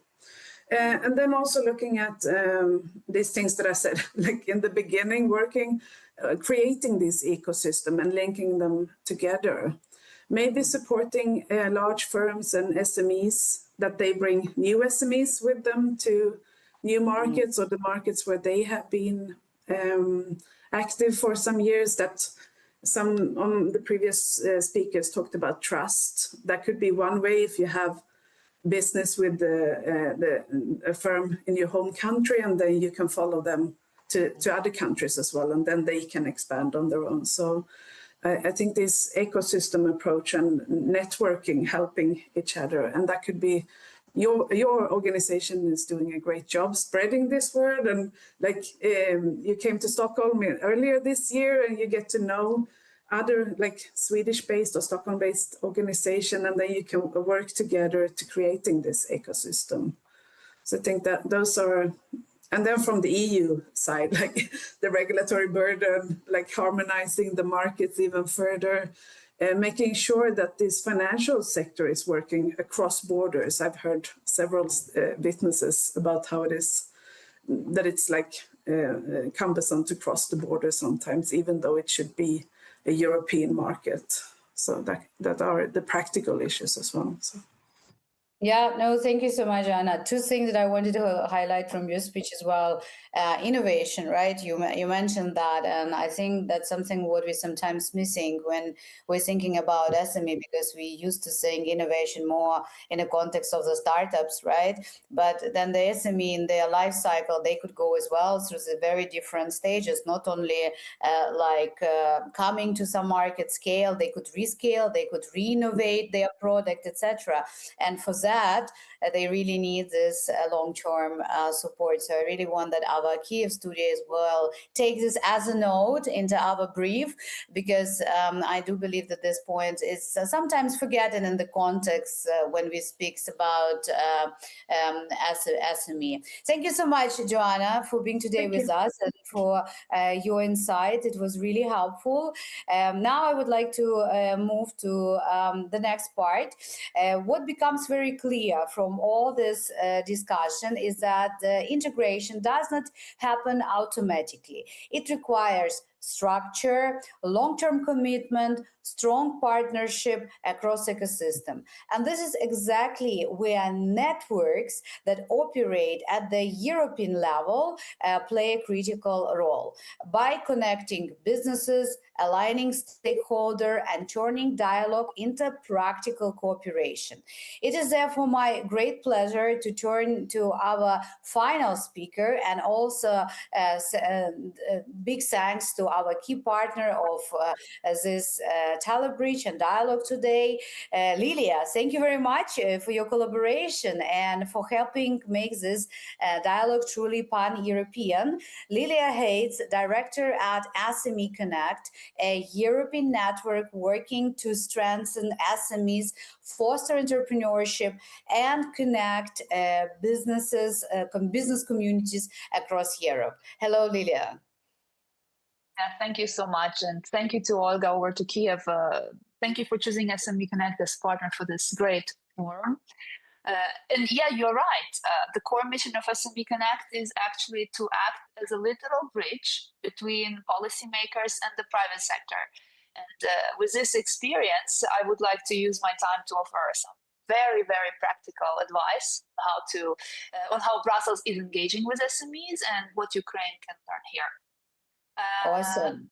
I wanted to maybe a bit shape our question. I'm sure you have a practical advice, and that actually was exactly what I wanted as well. Guide me. Yes, from your perspective, what are the most practical pathways to accelerate the integration of Ukrainian SMEs into European networks and markets? Well, you were actually giving a great frame at the very beginning of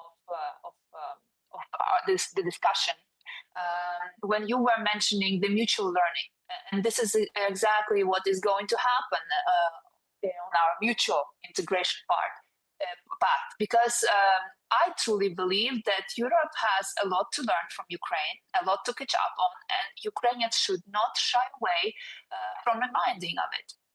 I'm myself based in Brussels, and in Brussels politics, we talk a lot about SMEs, not only because they are crucial economic players, they are also stakeholders that secure democratic stabilities on our continent. So when we shape policies, we rarely talk to SMEs. And this is what Ukraine should be aware about, because here comes the routine of our daily operation of SME Connect, because we are not working to communicate just the technicalities of our regulations to SMEs and vice versa, the feedback of SMEs. We actually try to engage with institutions and on very simple, really simple questions. And these are, for example, does Brussels actually realize the daily operational reality of a small business? Or is Brussels aware of all existing business models out there? It is necessary because, for example, when we shape our digital policy, right? Or is Brussels receiving comprehensive feedback once regulation is in place and is going through implementation in the member states? And actually, the answer to this is not really. So as a practitioner, and someone who can give advice to Ukrainian SMEs and to Ukrainian supporting ecosystem stakeholders that will be supporting SMEs and Ukrainian governments on this path, you should be aware of 4 existing bottlenecks in Brussels policy when it comes to SMEs. First of all, it's a capacity gap, because EU policies are often designed with an ideal business in mind. It has the ideal business probably has a capital to invest, has the staff to implement changes, can absorb short-term costs. But in fact, the reality is that most SMEs are operating under far tighter constraints. And the result is a growing gap between the policy ambition and what actually can be implemented. This is number one. Then we have a compliance gap, because EU regulation relies heavily on reporting and compliance layers. And these frameworks overestimate often the SME's administrative capacity. And that's why we are talking a lot about simplification in Brussels, and it's been promised, but so far it's not felt on the ground. So this is number 2. But then we have representation gap, because in European Union, the discussions are largely shaped by most visible and organized actors. So there are larger SMEs, medium-sized companies, or the sectorial organizations that represent them.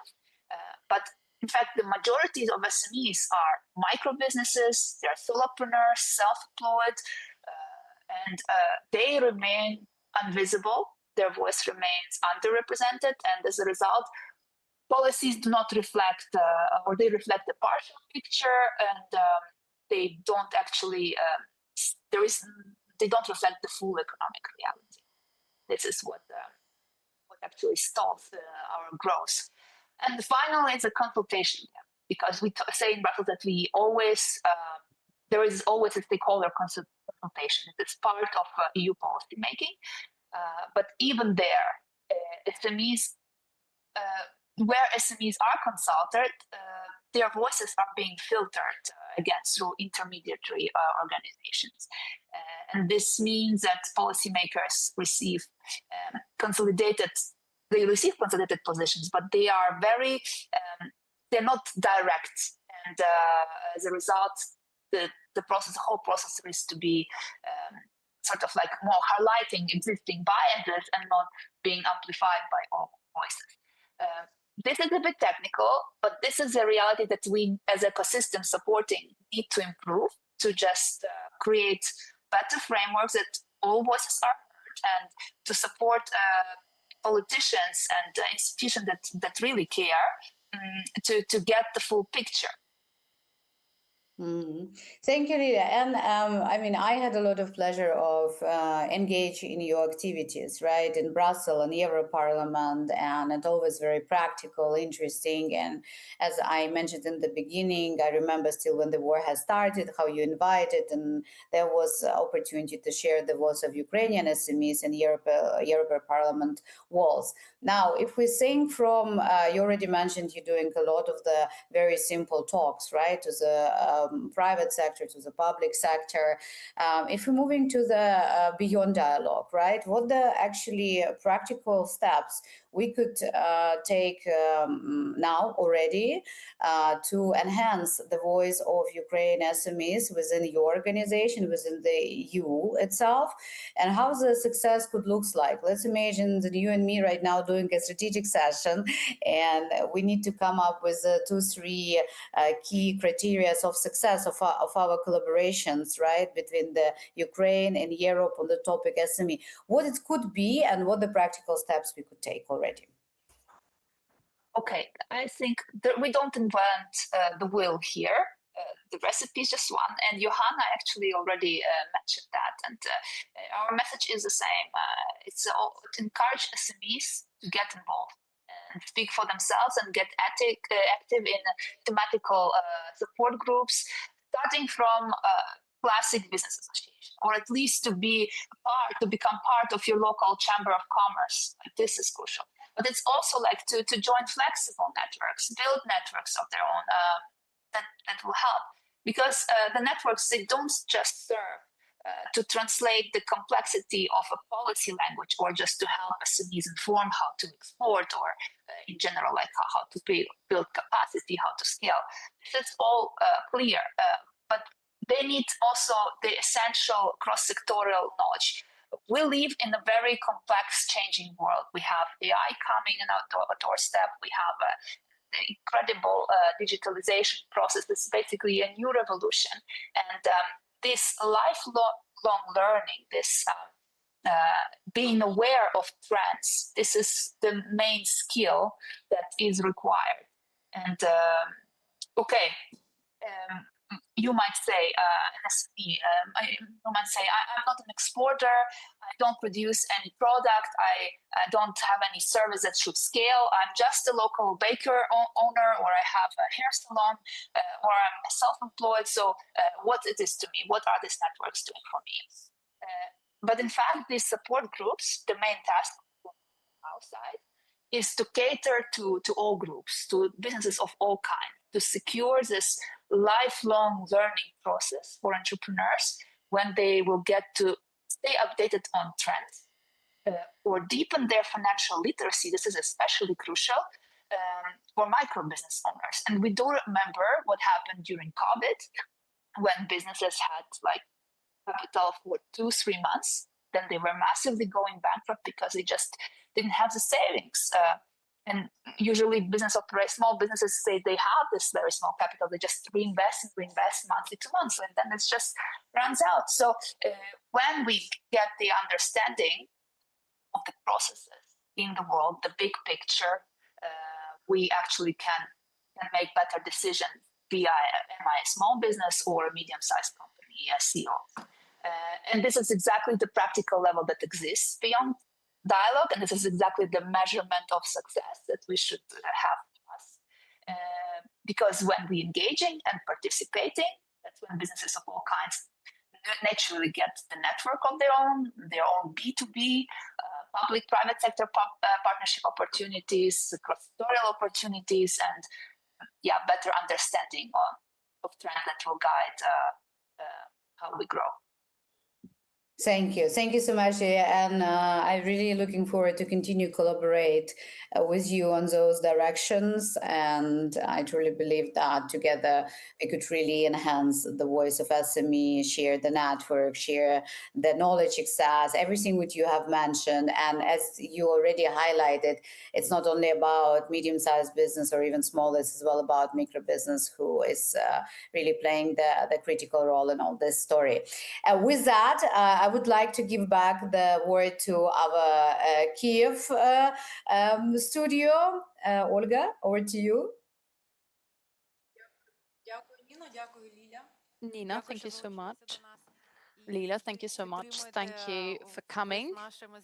Thank you for supporting our Euro integration and your cooperation with Impact Force. So we see that the key is about changing the model of the businesses from survival to systematic growth and scaling. And we need to integrate this added value. The discussion today highlighted several important aspects. First, integration, Ukrainian SMEs into the European economy in its work in process. The architecture is in place through trade, through partnerships, through businesses adapting to the EU standards. However, this is an uneven process, and this process needs to be strengthened. Second, finance for business exists. However, the access is difficult.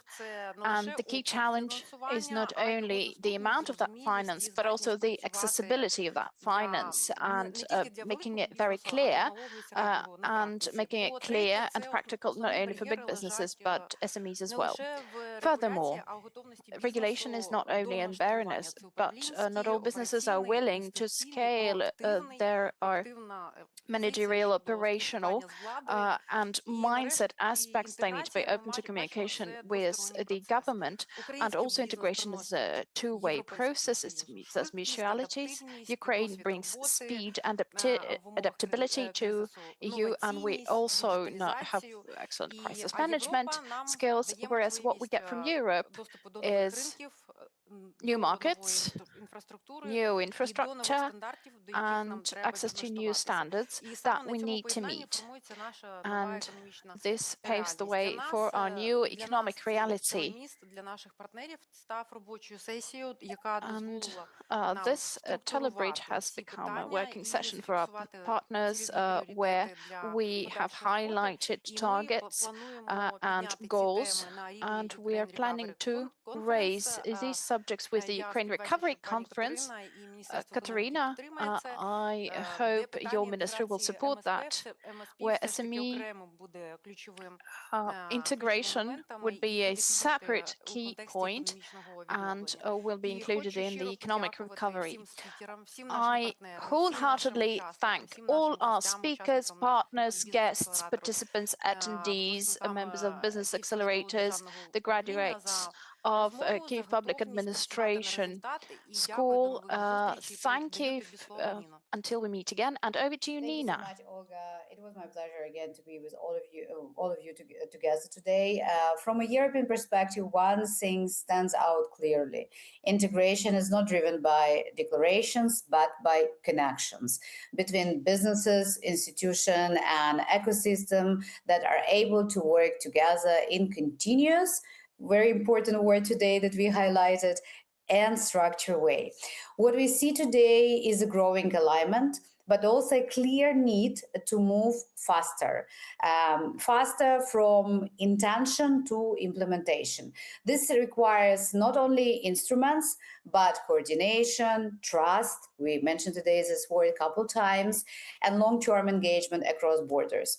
For Europe, this is an opportunity to engage with a business environment that is highly adaptive, fast-moving, and capable of operating under pressure, qualities that are increasingly relevant in today's global economy. At Impact Force, we position ourselves as a part of this connective layer, bringing together stakeholders, building bridges between ecosystems, and helping to translate dialogue into practical cooperation. Today's discussion is reflection of that effort and an invitation to continue building this connection in a more structured and sustainable way. Thank you all for being part of this conversation. Thank you, Kiev. Thank you, everyone, from Stockholm to Denmark to Brussels and many, many others capitals that join us today online. Дякуємо. Thank you. Ну все. Okay, Дуже we're дякую. done. Thank you so much. Шановні